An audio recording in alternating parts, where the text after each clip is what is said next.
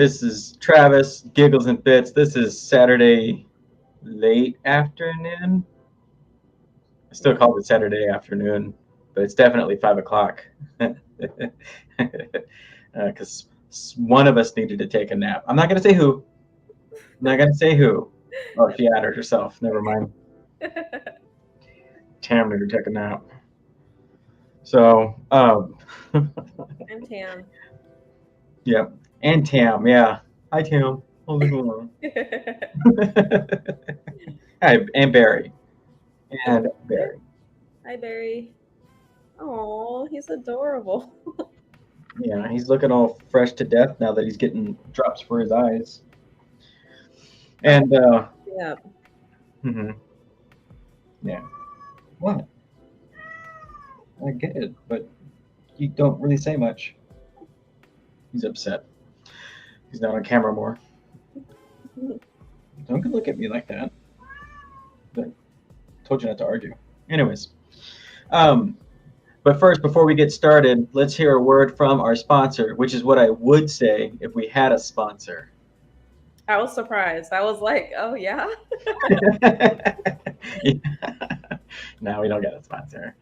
Anyway, well, before we get into anything, real quick, it's in the title: uh, Black Adam, James Corden, and more.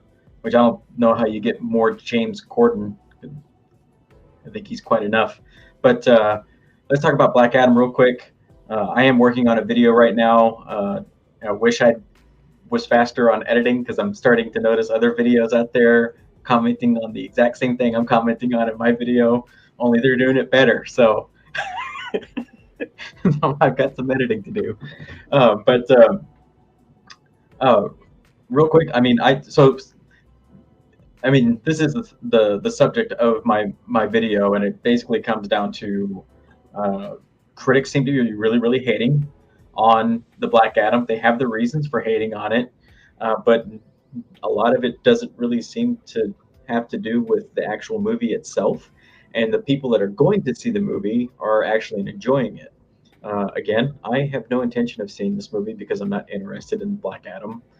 And I already saw the leak for spoilers. Give you a few seconds to stop watching if you're watching. And spoilers, at the end, Henry Cavill, Superman, shows up. And I mean, that's the only thing I care about is Henry Cavill, the Superman. But I'm not going to pay $15 for a ticket to go and see 5 seconds of him. But you saw Black Adam, and you saw it last night, right? Mm-hmm. Yeah, I saw it last night. And I mean, generally audiences are liking it. What did you think of it? Because you're not really into action CGI spectacle movies, right? You prefer Marie Antoinette and Pride and Prejudice and Gone with the Wind type movies.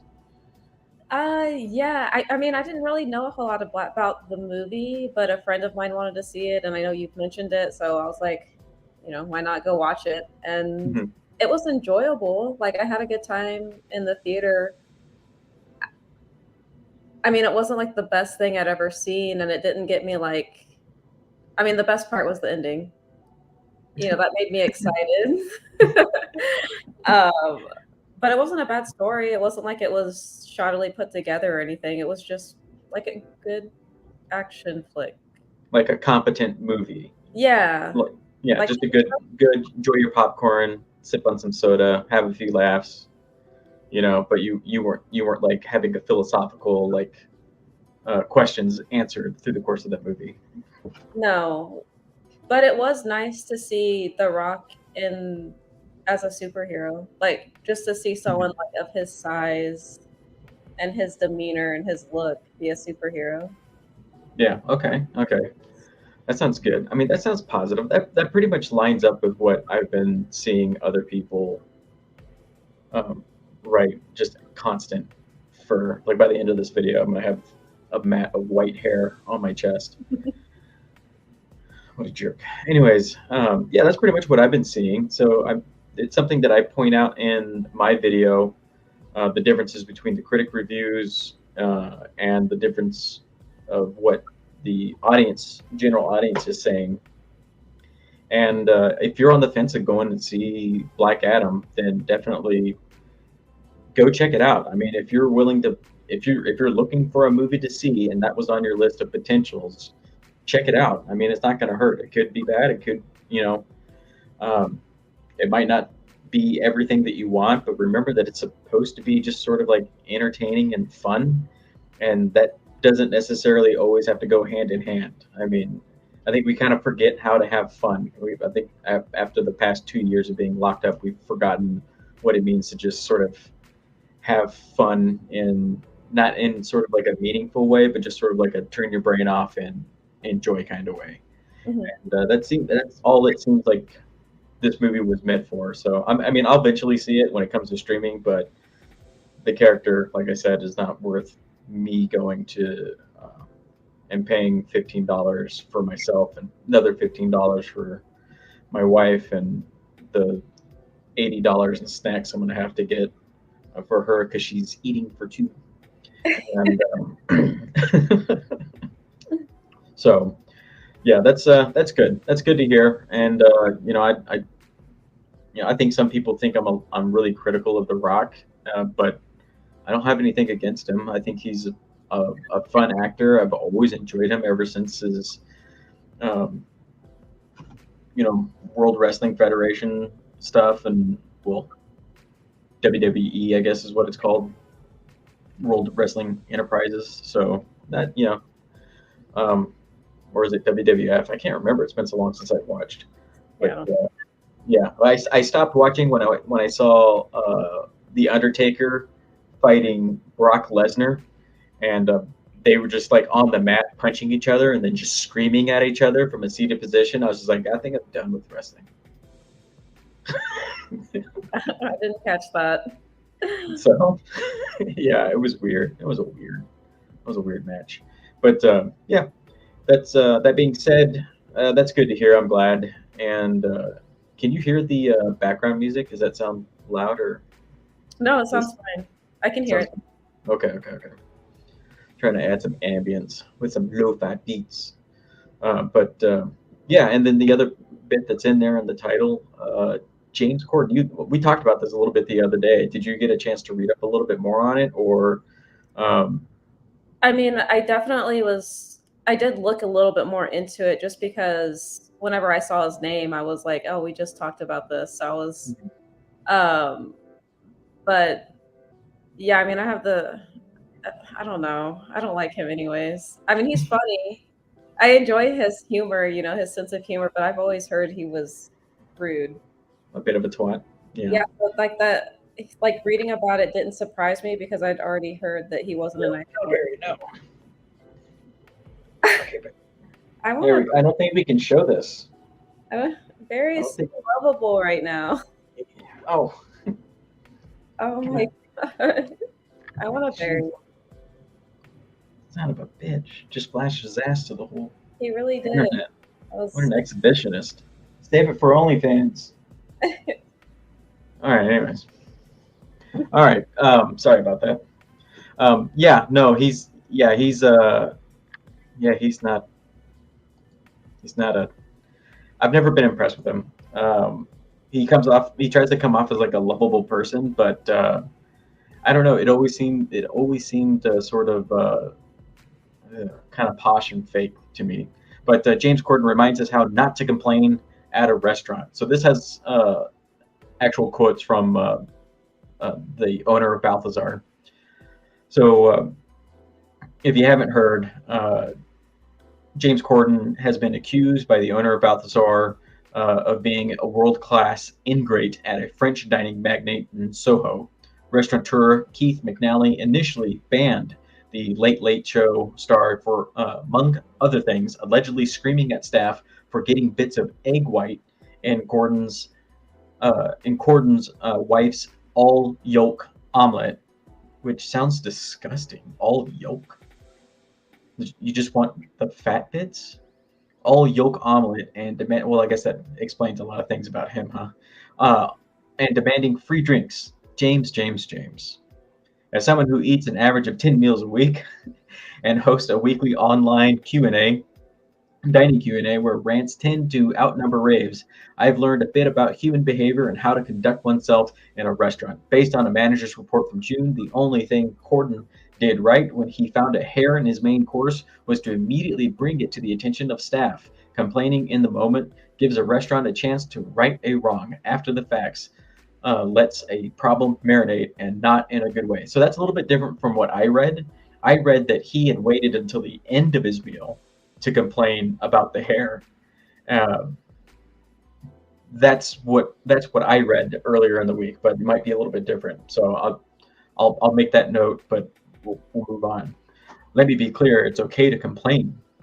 Conscientious restaurants use feedback for customers as a way to improve their performance. Loud music can be turned down. Cushions might be added to hard seats. A table might be removed to give customers elbow room. And a lighter touch with salt or spice can translate to plates being licked clean, which sounds kind of gross in a restaurant. I've never been like, yeah. So before we move on, in the article, have you ever had a bad restaurant experience? I mean, no, not really. I mean, I've had things not go right, or like the server didn't wasn't engaging, or like I've had Mhm. things go on, but nothing terrible. Like I've never really. I don't usually have issues though, anyways. Hmm, I've that's just interesting. Yeah. How about you? Yeah, I have. Well, there was that one time, actually when we were down in Texas. You didn't go with us that time. I think you were working. I can't remember. Um, but we went out to eat with mom and dad. Me and Bethany did, and we went to. I won't say the restaurant. It was uh, a hibachi style restaurant, but we sat down in the actual restaurant side, not the hibachi side. No, actually, it was the hibachi side, and Uh, we ordered some sushi platters and some not sushi platters that that cook stuff for Bethany because she's pregnant, and we her food just didn't come out. Like whatever she ordered, like just absolutely did not come out.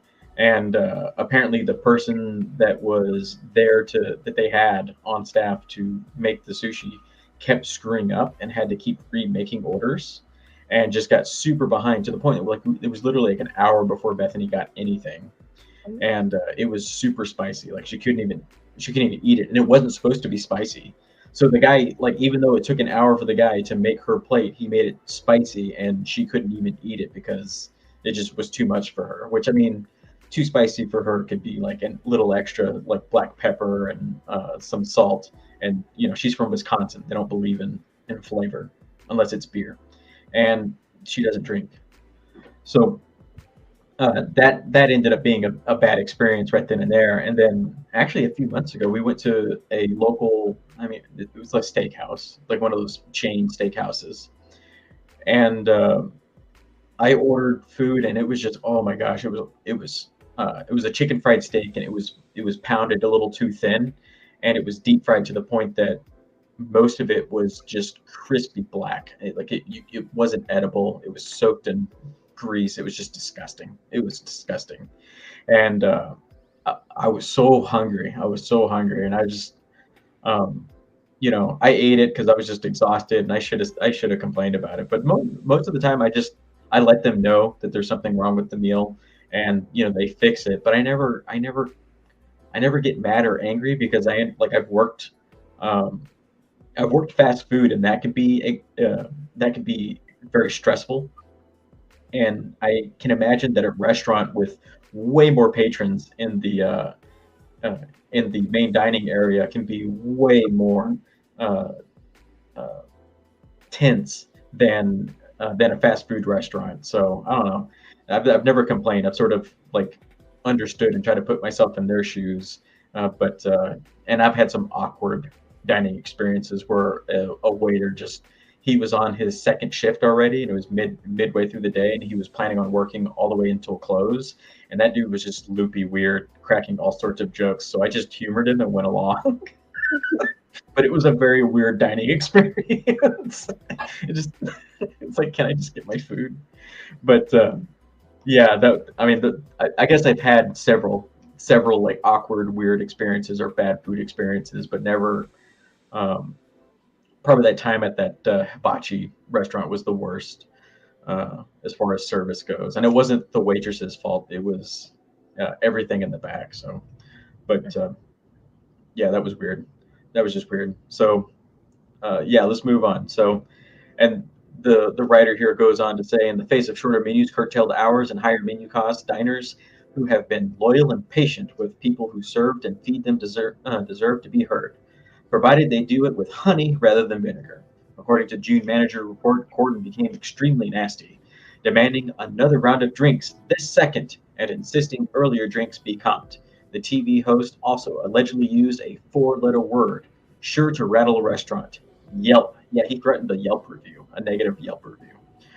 There's a special hotspot for diners who not only berate workers in person, but also pile the byline in social media.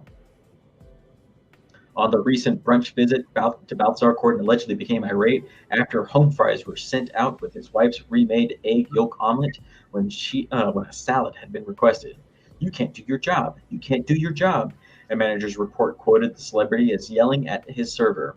Maybe I should go into the kitchen and cook an omelet. I like this part in the article. Really, sir? Does that work in reverse when one of your jokes falls flat? Yet another etiquette violation. And it basically goes on to say, there's a better way to address these issues. Uh, we've really, saying something like, we've really enjoyed everything up to now. Thank you for that. But it's possible to share this critique with the chef or whoever's responsible and correct the issue. But Gordon feels apparently above that. And when initially this came out on Twitter, I think it was originally posted on Twitter from the owner. Gordon reached out and apologized and got his ban lifted. And then he did the New York Times interview where he claimed that he hadn't done anything wrong on any level and that it was beneath him to talk about it and it was beneath anybody else to bring it up again. And that pissed off the restaurateur, and James Corden got banned again. So, but yeah, I'm not surprised. Yeah, he sounds like a nasty piece of work, honestly. Mm-hmm. And the other thing is he has a certain sense of power because he's a celebrity, and it wouldn't be anything for him to not. I don't know. I just think it's gross that he used that power to like put this restaurant in its Mm-hmm. place. Yeah, yeah, no, yes, yeah. That's a bit. That's like something that other celebrities have been accused of, and if it's not, if they're not humbled, then they kind of go off on it. So the one thing that they left out of this article that was in the original article from the New York Times was that in his comments about the whole thing being beneath him, he makes a comment about how there was a woman in the table next to him who sent her eggs back, and he's like, "Can you imagine if we had put her on blast on social media for making a complaint about the eggs?" It's like, well, maybe she was a little bit more tactful about it. Maybe she was like, "Excuse me, there's something a little off about the eggs. Maybe it needs a little more salt, or it's too salty, or something like that." And they sent it back, and they're like, "Yeah, we'll take care of that, no problem." Like maybe she approached it that way, as opposed to, "I'm gonna rub my balls all over everything in this restaurant and tell them how dirty this place is on Yelp." So yeah, yeah, he's been a bit twat. You said you're not surprised by how about this report of him being nasty to people. Have you heard of any other stories about him? Yeah, like I've heard it from like other comedians. Like they take swipes at James Corden. Like when he did Cats, they had like a funny joke about him being a pussy. Like I don't know. I just feel like even people in Hollywood know of his behavior and how he acts towards people, how he treats people. And I've just heard like offhanded comments about how just like a nasty piece of work he is, basically. Mm, He just thinks he's better than everyone else. And yeah, yeah. See that I found. What was it? There was something that happened. You know how he would do those like Disney, um, like crosswalk musical things. Yeah. Uh, so, I for one, I hate those. I think they're annoying as hell. But apparently, there was like he was like rubbing his body or something like that against somebody's window, and it was just like really weird. They asked him to stop, and he just kept going, and he just it was like when the more they were trying to get him to stop, the more he was like leaning into it. It was so weird. It was so very weird, and it Pushing was boundaries.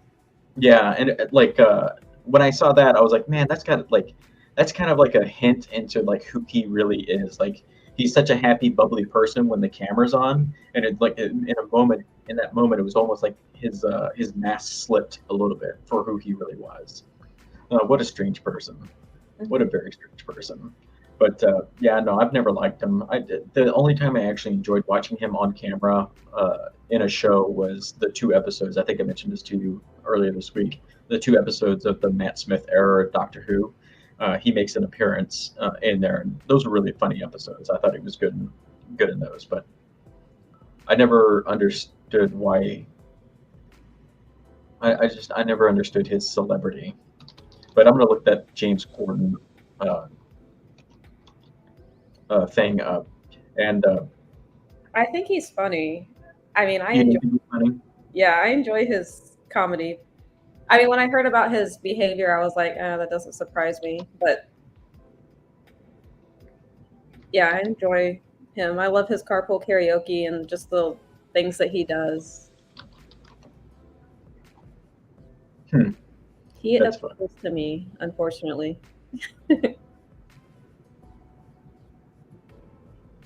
Trying to find that clip. Oh, there's so many freaking that you can't find anything about him. It's like James Corden annoys people in car, and it pops up with like 300 videos.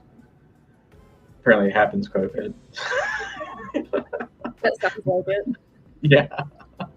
And the other thing I wanted to talk about is this. I can't stand her, and you're a bit of an expert on the royal family. Um, so you might know who I'm going to be bringing up here.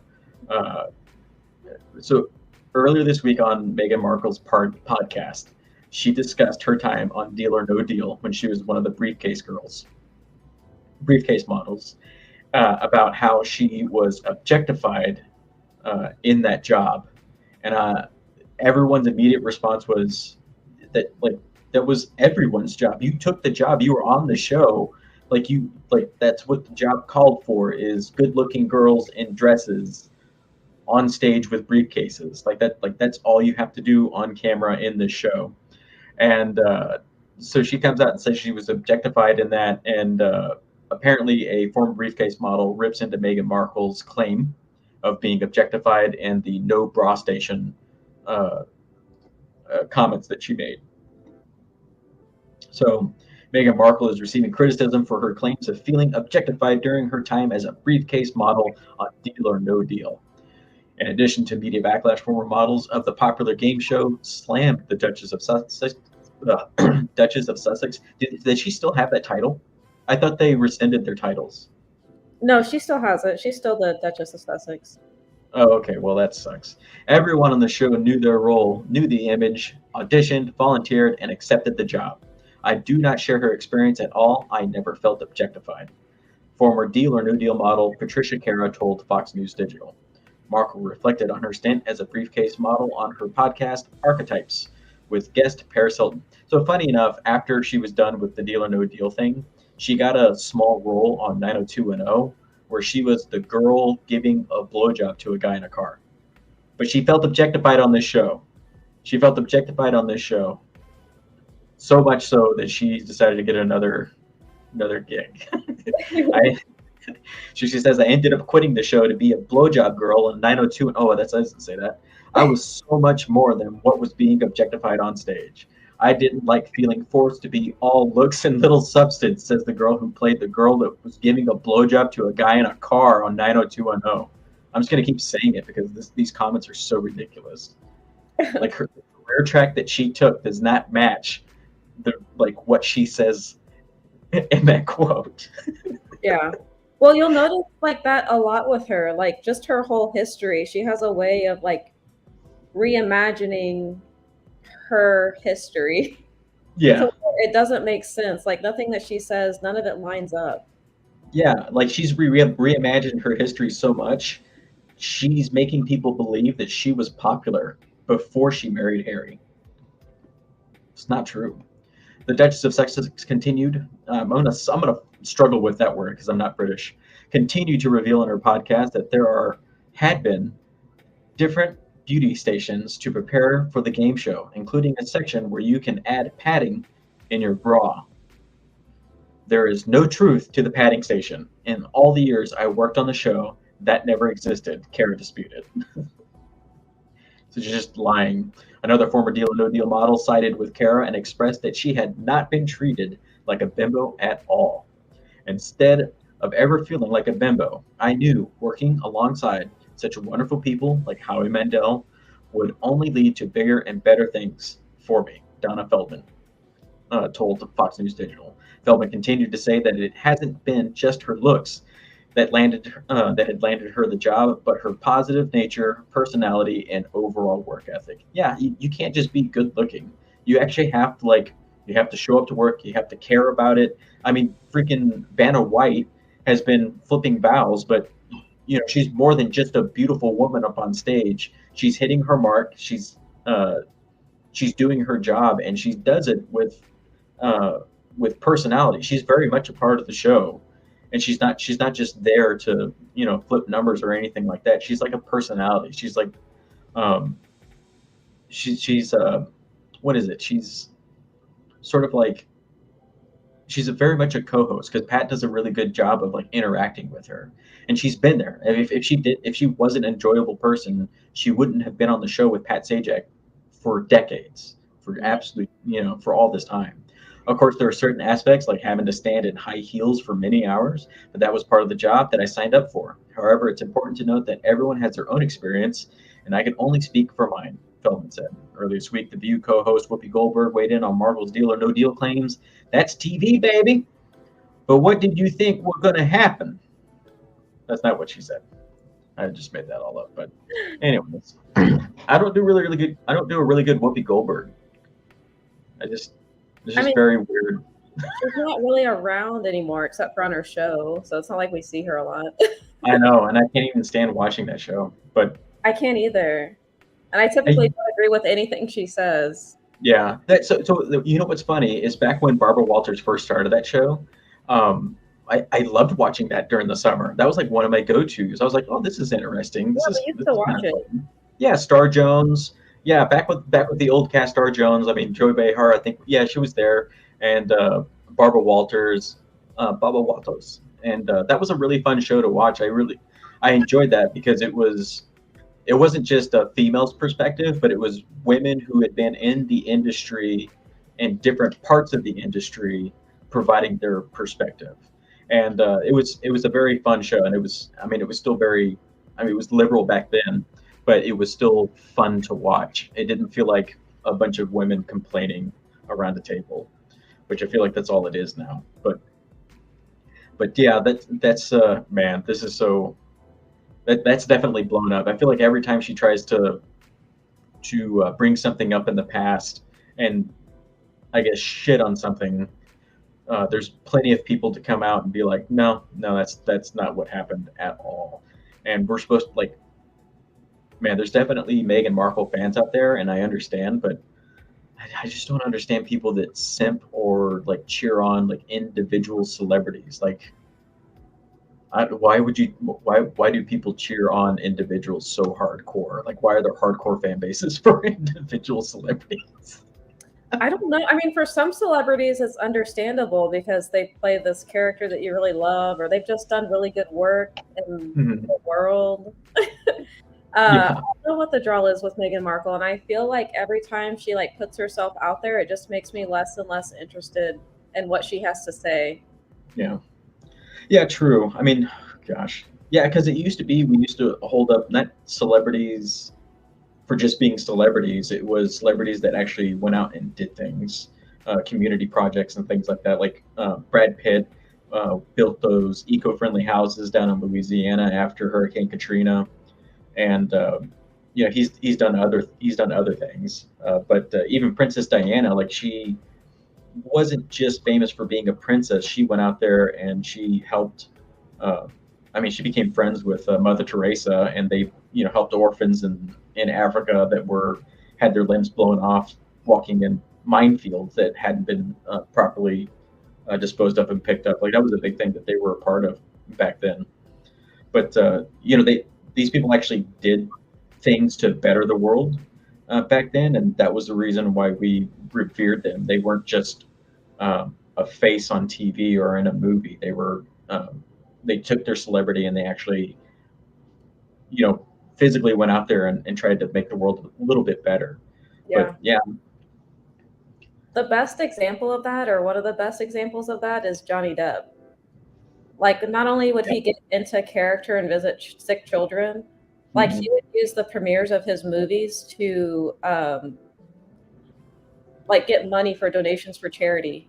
yep, His movie premieres, like, I mean, he's really gone above and beyond what he's ever needed to. But he's just that kind of person. Like yep, that brings him joy. Like he dedicates his time to other people and yeah. making them happy. Yeah, and Chris Pratt does the same thing. He'll dress up as Star Lord and go into a hospital and hang out with people. That was some of the things that I liked about the Cowboys players. And I'm sure other football teams do this, but the Cowboys players would go to Children's Hospital and hang out with the kids for a day, and play games with them. Do paint. Chadwick Boseman, that was one of the reasons why I really really liked him. He would show up to cancer patients at St. Jude's, and they would. He would be in his Black Panther outfit and visit with them, with cancer kids. And little do we know, the entire time he himself was, dealing with cancer and being treated for cancer. And he, more than anybody, understood what those kids were going through, which, it tugs at the heartstrings to see the effort that he put in to give back as much as he could, knowing what he was going through and how much pain he must have been in. He never wanted anybody to pity him. Same with Norm Macdonald. Norm Macdonald never told anybody he had cancer. Didn't want anybody uh, to treat him differently because of his diagnosis, and that's why it was such a shock to everyone. But when he passed away, same with Chadwick. But yeah, that was wild. That was very wild. So yeah, I don't understand the appeal of Meghan Markle. I can't stand her. I can't stand her. And every single one of her interviews where she tries to claim that something that I guess would be difficult to prove with little to no evidence, it she just sounds more and more fake every single time. But yeah, anyways, let's move on to the next subject. And this is actually a bit of happy news, but it's a rumor. It's a rumor. This is like so much of a rumor because it's not coming from any official channels. It's really just a Twitter account that has been right in the past.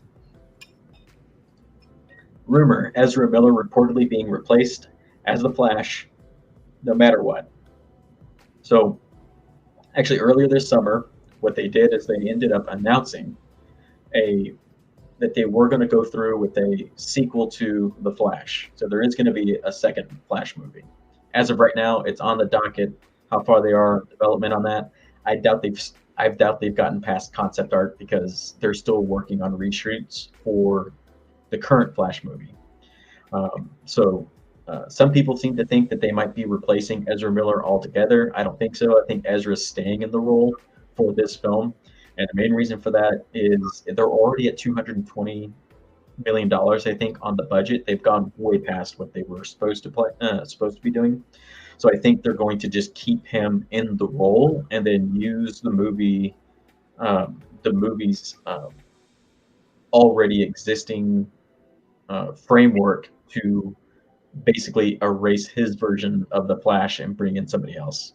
I hope they bring Grant Gustin from the CW show. I thought he was a really good Flash, and I hope they fix this stupid Flash outfit. This thing looks hideous. But it's funny. They open up facing up to 26 years behind bars doesn't help his chances. But no matter which way the jury or judge rules, troubled actor Ezra Miller is likely done altogether as Barry Allen after The Flash reaches theaters. And look at this, like that picture. This is just so bad. No, but yeah, he just looks so stupid. But the the facing up to 26 years, that's the maximum sentence he could get. I doubt he's going to get that. I don't think he's going to get that. There's no way. So I don't know what his sentencing is actually going to be, but I dislike them throwing out that he's facing 26 years behind jail. That's maximum sentence that he could get, which he's not going to get. I mean, even if he gets sentenced on anything, but he declared not guilty in this. But to move on, that is what Twitter user Scooper, my time to shine. Hello. No, that's weird. I don't know why it moved up. I didn't do that. My time to shine. Hello, among others, has been saying consistently based on inside information. The account's latest tweet on the matter claims Ezra is getting replaced post Flash movie no matter what. It's just the way it is. A month ago, a tweet making a declaration along similar lines was sent by the Scooper, which read, "Not sure if good news or bad news, that's up to you, but I hear Ezra Miller is done as the Flash, no matter what happens, not coming back." These aren't claims coming from out of nowhere or being made in a vacuum. They are presaged by frequent rumors and industry reports that Miller is too much of a headache for Warner Brothers to handle.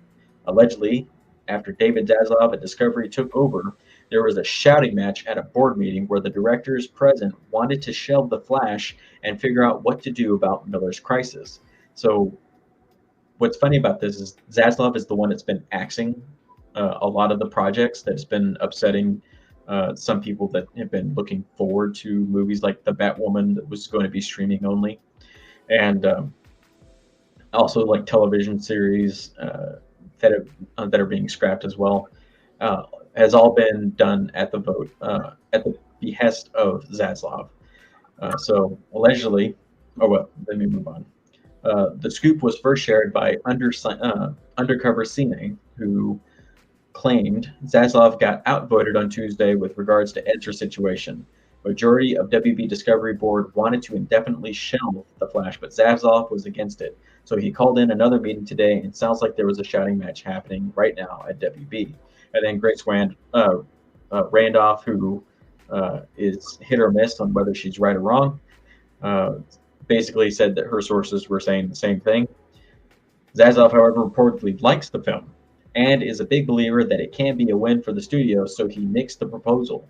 He also is reported being a believer in the idea Miller will seek help. The actor issued an apology, but it was taken as disingenuous. It did. It sounded fake as hell.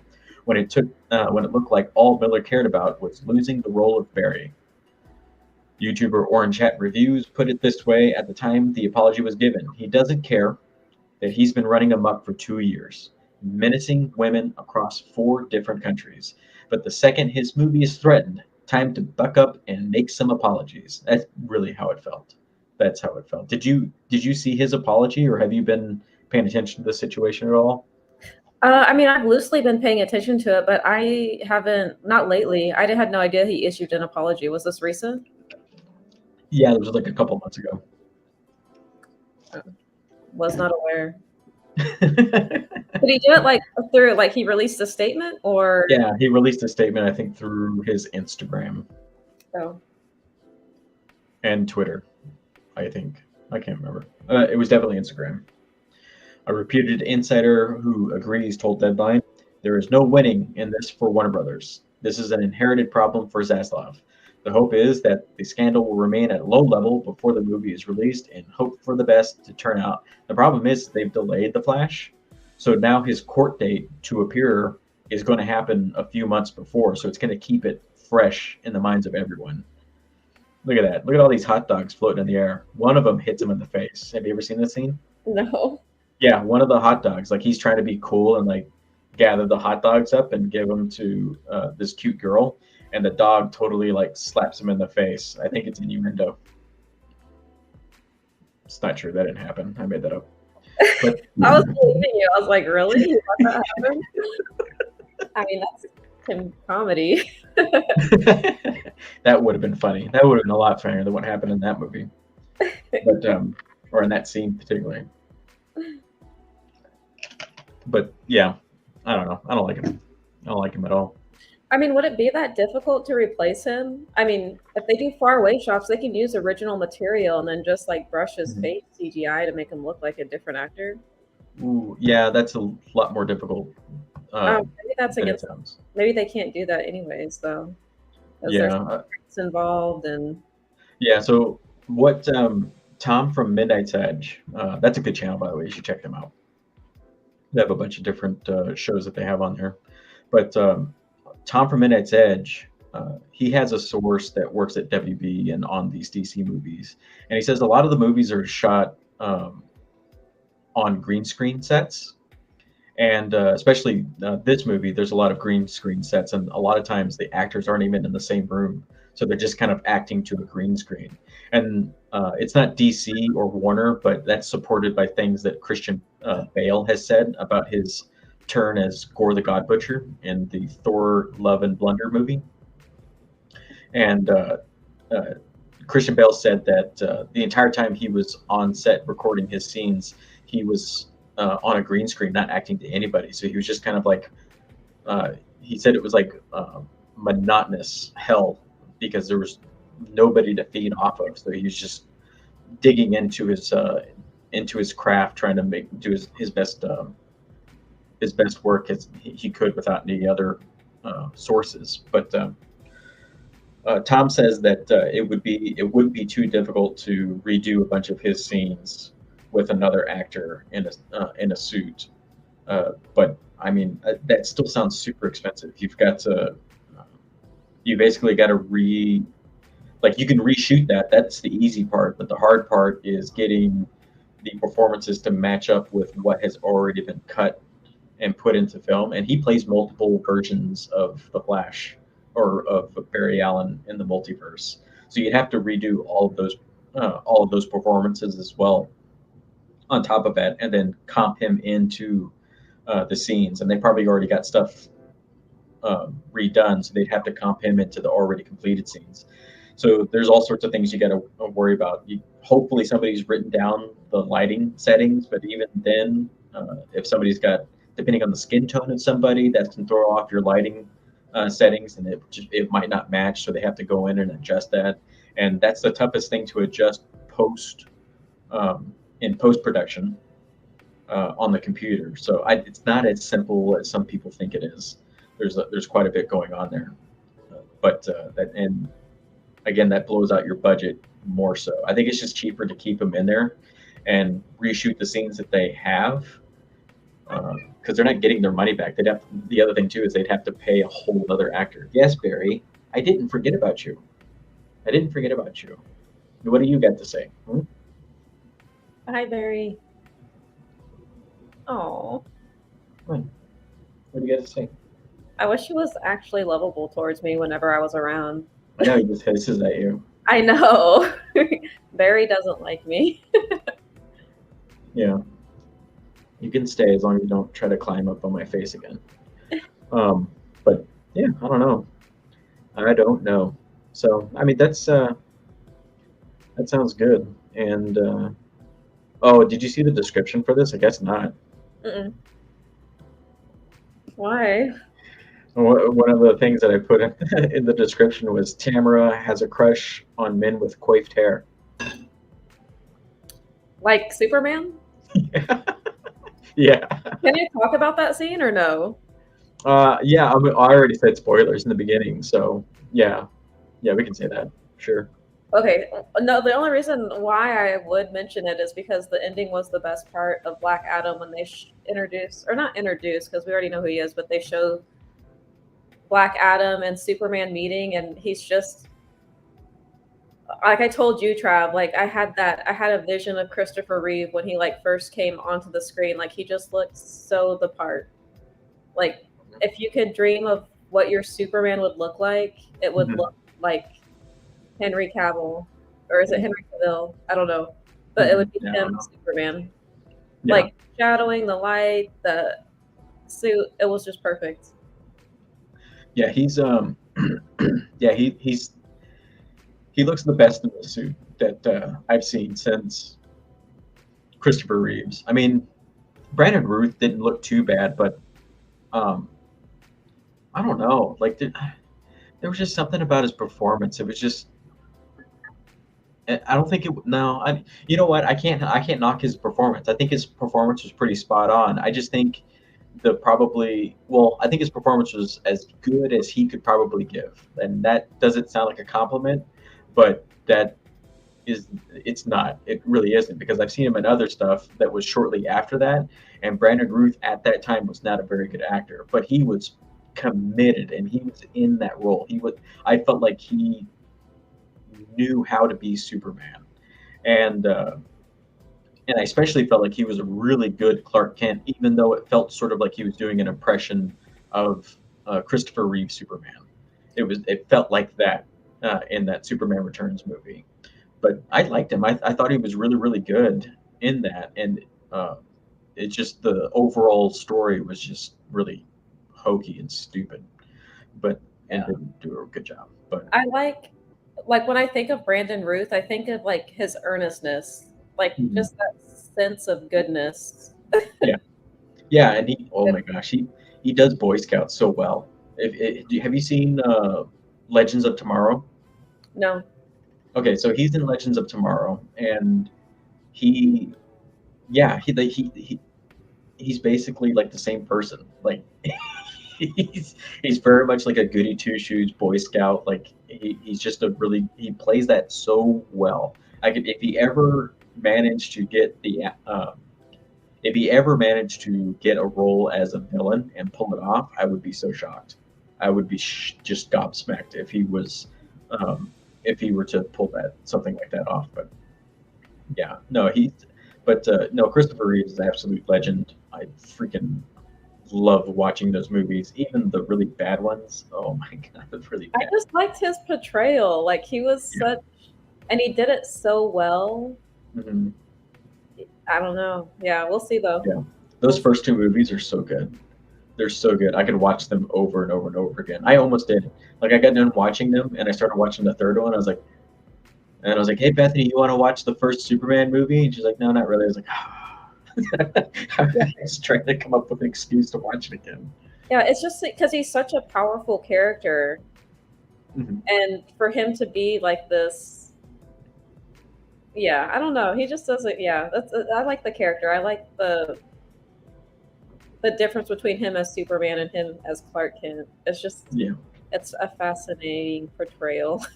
yeah, and yeah, I really enjoyed him. And I honestly trying to think of the versions of Superman that I've listened to or seen. Like, was it George Burns or George Burroughs? I think it's George Burroughs. I think that's his name. I'm blanking on his name, but it's George B or something like that. Who played like the old school Superman on the live action TV show, and then he also voiced him on the radio show. And the radio serials are really good. I listen to those every once in a while. Those are just really fun. And Lois Lane is just awesome. Like she is very much that like city girl. Like you're not stopping me. I have got a story. I'm gonna get it. No one's stopping me. And she's just really badass. And you got to remember these shows came out in the late 40s and the mid all the way through the mid 50s. And the fact that they were writing characters like that at that time just shows you that there were strong female characters out there. Yeah, occasionally she had to be rescued by Superman because she got a little too over her head, in over her head. But like that's the beauty of it. She was willing to put her life at on the line to get a good story, and that's what you want out of your like. That's what you want out of like an outstanding over the top reporter, and she was worth her, worth double her weight for a story because she was just that good at putting something together. She was way better than Superman. Superman occasionally had Clark Kent occasionally had like a good news story, but she was the bread and butter. Protect her at all costs. It was more than just yeah. It was she was. Those were good shows. Those are really good shows. But yeah, that's yeah. Even Tyler Hoechlin in the Superman and Lois show, I'm enjoying him in that. The very first episode, opening episode, he literally creates an iceberg to stop a nuclear plant from overheating and destroying everybody. He literally freezes the ocean or freezes a river, a lake or something like that, and just lifts this gigantic iceberg and takes it over, just drops it on the plant, cools it down. It's just like that's Superman right there, you know. That's awesome.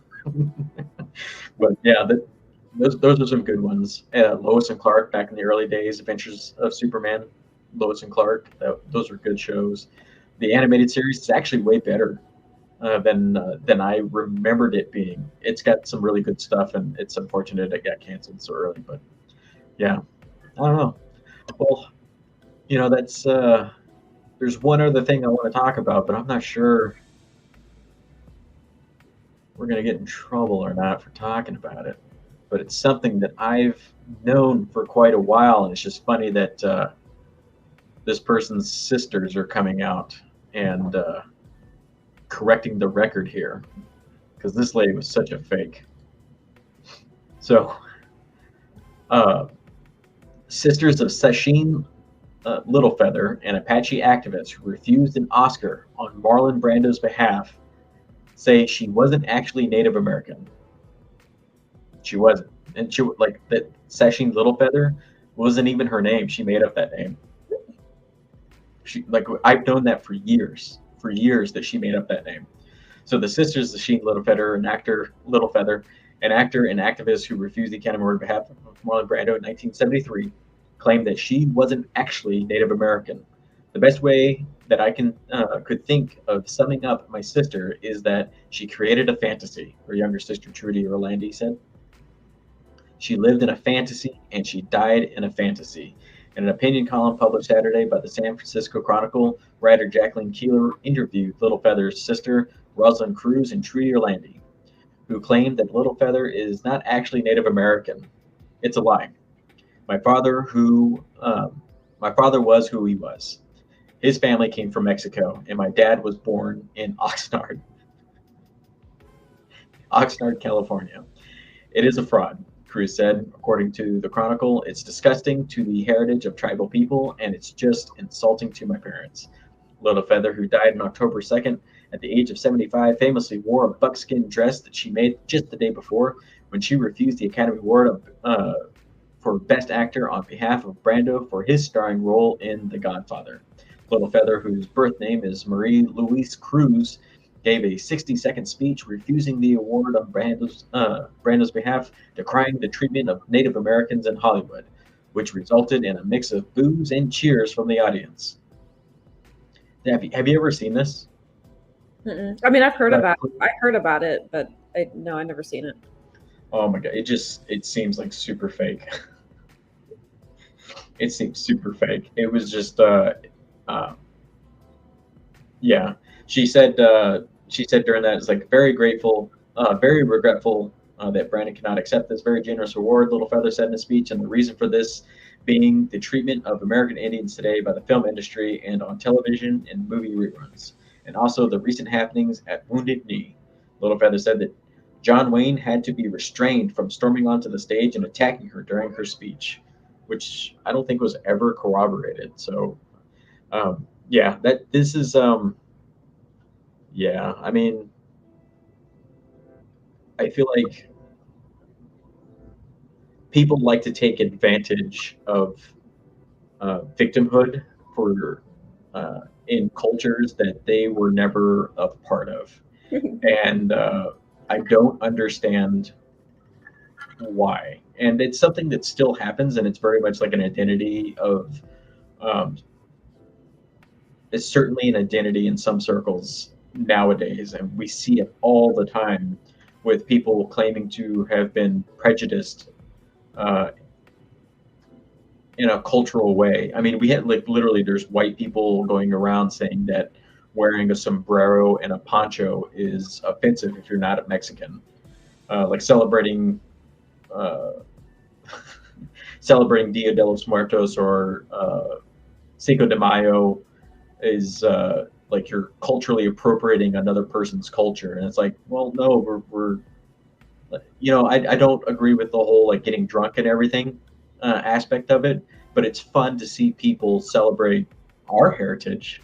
You know, it's like yeah, we have an awesome heritage. Like we have an amazing piece of cultural background that's a part of us, and it's neat to see other people enjoy it outside of our life, because we didn't really get to we it was something that was a part of our lives, but we didn't really get to fully experience every aspect of having a Mexican parent. We were raised to be American, is the best way I can describe it. But it's not something that I regret, but it's something that I thoroughly enjoy. Like, and it's funny because people are always like, "You're Mexican." It's funny. I had a manager once, uh, and I always like to crack jokes like this, uh, just because it in today's world it catches people off guard. But I had a manager that was like, "You know what, Travis? When John was telling me about you, um, I was expecting something a little different." And I was like, "What? Like more brown?"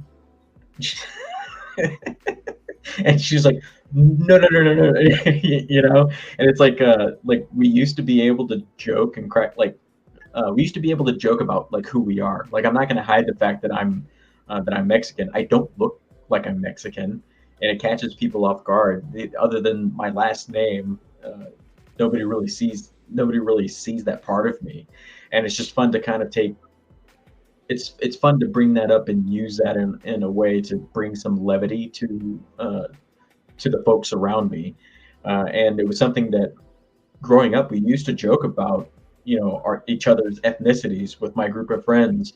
you know the Vietnamese kid would get his share of licks, I would get my share of jokes and stuff like that. And it was just it's like I understand that there were definitely negative stigmas that were associated with that, and I feel bad for people that had to go through those negative stigmas. But when we openly talk about who we are and joke about like the things that happen within our own culture, it it humanizes us and creates a certain level of connection with the people around us, so that um, we're not so different, because we can laugh um, at our own characteristics that we don't really have any control over. I don't know. What do you think about that? Uh, I mean, yeah, I think people put it. I mean, because now we live. I mean, I just remember growing up, it was okay to like poke fun at each other Hmm. and things like that. I mean, if someone got offended, it wasn't. I don't know. They just didn't make it into a big deal that it is now. Now, like someone gets offended, and like, and it won't even be someone of that race. It'll be like someone else saying, "Hey, don't you can't say that," and then like they're bringing themselves into it, and you're Yeah. like you don't understand the dynamic that's going on here, Yeah. Yeah. but people feel like they need to jump in. Yeah. Like, I mean, you remember my group of friends. I mean, you know, we had people from like that had Eastern European backgrounds. We had uh, friends that were French. John was had like a French Irish kind of background to him. Um, we had a friend that was Vietnamese. We had a friend that was Laotian, Filipinos, black friends. Me as a Mexican, mixed breed Mexican. I was all sorts of shit, and I take credit for all of it. But Heinz 57 is what mom would call us, and it was just fun. Like it wasn't anything serious, because we could joke about it, because it wasn't and it wasn't like an identity that we felt like we had to defend, because we were we defended each other because we were friends, but we could openly joke about stuff. Yeah, but I don't know. It's just very strange. It's a very strange world we're growing up in, and I kind of worry about the world in which my children are gonna experience. I hope things relax a little bit. We kind of get back to movies like Blazing Saddles being able to come out, or you know even Scary Movie. Like there's shit that Yeah. happens in Scary Movie. I was when you were saying that, I was thinking like the 90s, like scary movie era where we made fun of like tropes, like Yeah, even like black characters, white characters, like it was yeah, just like we saw what was funny about it and we made fun of it. And mhm. It was a good Yeah, laugh. it was a good laugh. I mean, freaking scary movie. The opening sequence they recreate that, like she's like running, and she gets stabbed in the boob, and the knife comes out, but she's okay, but her boob is deflated because the silicone breast implant is stuck to her knife. It's stuck to the knife of the killer. And I remember laughing so freaking hard. He's like grossed out about it, like flicking it off. And then, oh man, like there's just so many things that happened that just we nowadays I feel like there'd be pitchforks and all sorts of crap happening. But yeah, you okay? Yeah, I'm okay. I'm trying to handle something else while I'm doing this. So I apologize. Oh my gosh, okay. I didn't realize you were so busy. I apologize. No, no, it's fine. It's fine. Just Saturday, you know? Yeah, yeah, the busiest day of the week. Yeah. But you know what? It's still like that. Like with just within interpersonal groups, I've noticed like the whole race thing doesn't seem to be it's not an issue. Mhm. Like people rag on each other all the time. Like Yeah. there's a guy that I work with who's from Canada and there's so many jokes about Canadians, you know?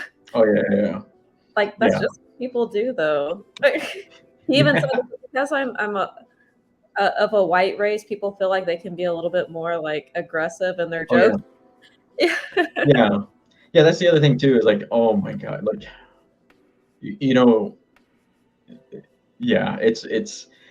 I do feel like it very much feels like open season on white people, but like they're easy targets. You know, it just kind of like some people get kind of upset about it, but it's like whatever. I mean, it's kind of true. I mean, I make fun of Bethany for not being able to handle flavor or seasoning or anything like that, given her like Wisconsin upbringing, and it's not true, but it's fun to just make fun of that stereotype for like pure white people, and that's basically the best way to describe her family is, pure white.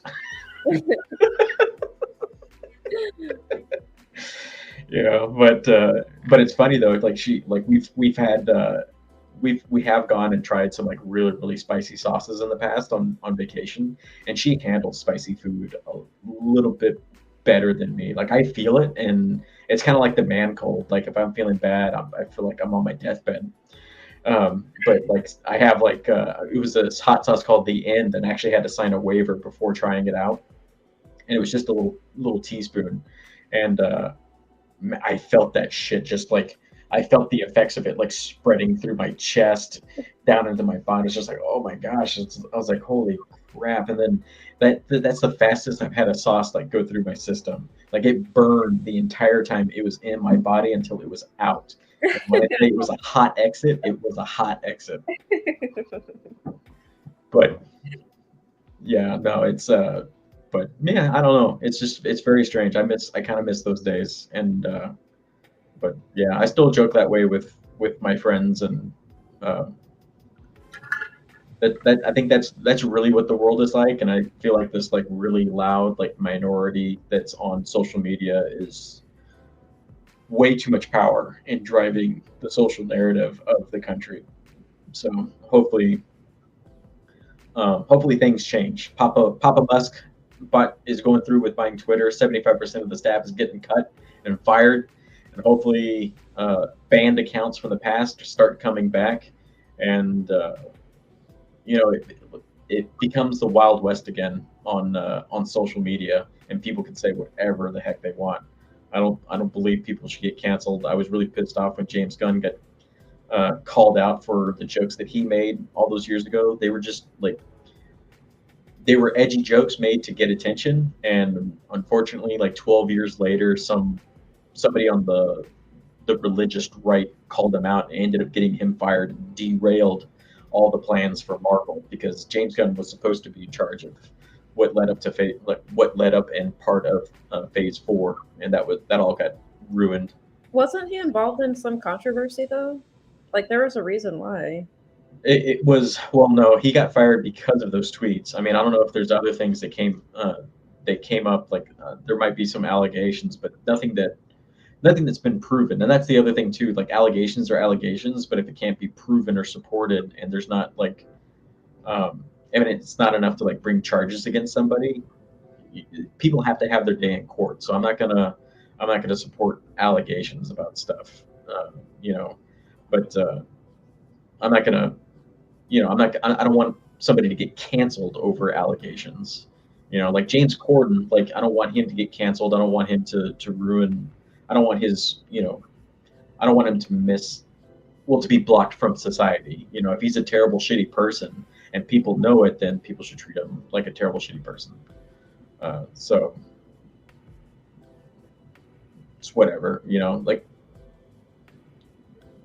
people should be judged by the merits of what they do and what can be proven. We shouldn't be um, ruining people's lives. I feel like too many lives have been ruined. Like Johnny Depp. Johnny Depp his career was completely derailed here in the last several years because of um, horrible sounding allegations. Like if it were true, it was like if that stuff was true that was said about him, then and there was evidence to support it.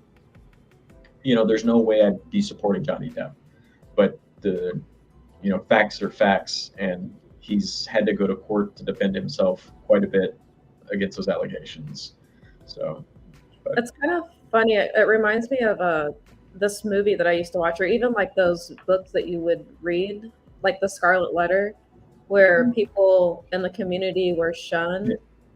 And it's like, God, that's so rude. Like, I can't believe people would do that, would be unkind to someone because of some slight that they thought that they had, or something wrong that the person had that they found out about. And it's like, we still do that today, just globally. yeah, We cancel people, like we shun them. yeah, like we should be accepting people, right? Like we should absolutely be accepting of people. Where I Yeah. draw the line is where people are like no, you have to do this, or you're a terrible person, you're gonna burn in hell. That's Puritan talk. That's the shit they taught us about in school that you're not supposed to do. And here we are allowing people to do that. And like clearly it's like it's different parameters, right? The things that they're saying, but overall the message is the same. It's like you know you ascribe to our belief, or we block you from society. And that shit is scary. Like who would have thought we'd be dealing with like Puritans and Quakers? New age Puritans. Yeah, it's like a global thing. So like the whole world can have an opinion on it or weigh in on it. Mhm. Yeah, And they're allowed to act that way. They're allowed to be rude to these people that got canceled or yeah. Opinion is fact. Fact is opinion. yeah. It's so weird. It's all topsy turvy. But anyways, that's the end of our show. I look forward to getting canceled uh, for the things that I said in this stream. But do you have anything to plug, Tamara? Have you? No, just be safe out there, everyone. Don't end up in the operating room. Yeah. And if you are, hopefully you recorded it and submitted it to Fail Army, so I can watch you eat shit. So hopefully you don't get hurt though. Like too bad. Don't get hurt. Yeah, don't get hurt. Don't get hurt. Man, I wish there was some videos of me doing parkour back in the day. There's some. That'd be cool. Yeah, I definitely goofed up sometimes. But yeah. Anyways, that's it. I don't know if I'm doing anything. Everything gets it's really crazy. We're really really close to uh, baby boy coming, so it's things are getting nervous. So I'm trying to do content, trying to put stuff out there, but I got to take care of wifey too. So she's so it's nerves are up. We're excitedly waiting for him to come, and hopefully you guys can make it up here and be a part of it. So yeah, I'm doing what I can. That's all you can do. Remember Yeah, that. yeah. I gotta get caught up on Hot D. So last episode of the season is tomorrow night. So have you been keeping up with it, or you kind of backed off a little bit? What is this? Hot D, House of the Dragon. Oh no, I haven't been watching it. I haven't had access to watch it. So yeah. Oh no. Well, I mean, like I just haven't. I've been watching Attack on Titan. On Crunchyroll or where you've been watching it? Hulu. Oh, on Hulu. Oh, okay. They have it on there. Yeah, I just made it to season 4 too. Ooh. Yeah. Yeah, you're way farther than I have. So I've only watched bits and pieces of each of the seasons after 2. So I really need to get and watch that. But I'm hooked on My Hero Academia. I've been burning through that. Someone recommended that to me. Oh my gosh, it's so good. Yeah. Oh, it's so good. Like oh my God, I've been reading the manga, and so like I'm caught up with the manga, but it's fun watching the anime and seeing like everything in motion, and just the emotional beats are all there. They're all there. It's so good. It's a really good show. But yeah, that's it. I think I extended the goodbyes like 3 or 4 times there. So apologies. But adios, everyone. Enjoy your Saturday. Yes.